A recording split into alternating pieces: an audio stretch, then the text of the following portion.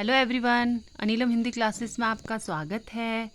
आज मैंने आपको स्वर पढ़ाए थे। तो जो स्वर हैं उच्चारण के आधार पर उनको भी 3 भागों में बांटा गया है, क्योंकि स्वरों की संख्या 11 है। तो उनको जब हम पढ़ते हैं तो उसमें किसी को पढ़ने में कम समय लगता है, किसी को अधिक लगता है और किसी को बहुत अधिक लगता है। तो इस आधार पर स्वरों को 3 भागों में बांटा गया है। सबसे जो 3 भाग जो हैं, ह्रस्व स्वर, दीर्घ स्वर और प्लुत स्वर।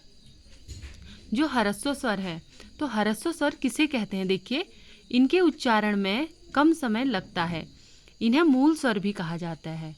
जो ह्रस्व स्वर हैं, इनके उच्चारण में कम समय लगता है। उच्चारण मतलब जब हम इसको बोलते हैं तो उसे कम समय लगता है, तो इन्हें मूल स्वर भी कहा जाता है। अ, ई, उ और री।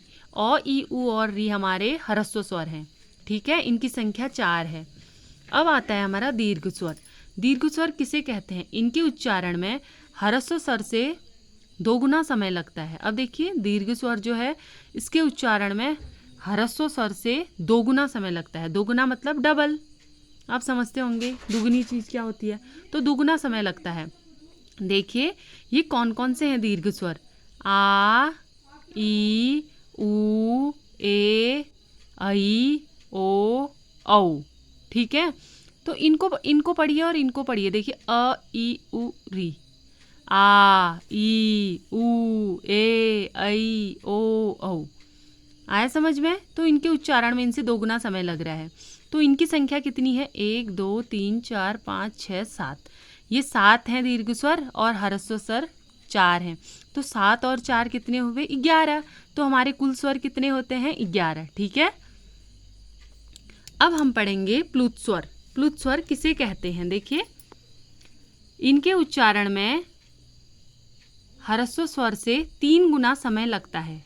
अब जो प्लुत स्वर है ना हमारा, इनके उच्चारण में जो ह्रस्व स्वर था पहला वाला, जिन्हें मूल स्वर कहा जाता है, तो इसके उच्चारण में तो बहुत कम समय लगता है। इसके उच्चारण में 2 गुना लगता है, तो इसके उच्चारण में 3 गुना समय लगता है। ठीक है, और जो है, लिखते समय स्वर के आगे ऐसा वाला चिन्ह आपको मिलेगा, अंकित कर दिया जाता है। तो जो प्लुत स्वर है, अब तो प्राय इसका प्रयोग नहीं होता, फिर भी जब हम स्वरों के भाग करते हैं तो स्वर 3 प्रकार के ही माने जाते हैं। ठीक है, जैसे हे, राम, ओम आदि। ठीक है, आदि मतलब एक्सेट्रा, आप लोग जानते हैं इंग्लिश में। तो आदि का मतलब और ऐसे स्वर हैं अनेक। आदि कोई शब्द नहीं है इनके साथ, सिर्फ हे, राम, ओम। आदि मतलब और अनेक शब्द हैं ऐसे जिसके बीच में ऐसा वाला चिन्ह होता है। तो अब प्रायः इनका प्रयोग नहीं होता, लेकिन समझने के लिए ये हमारे क्या हैं?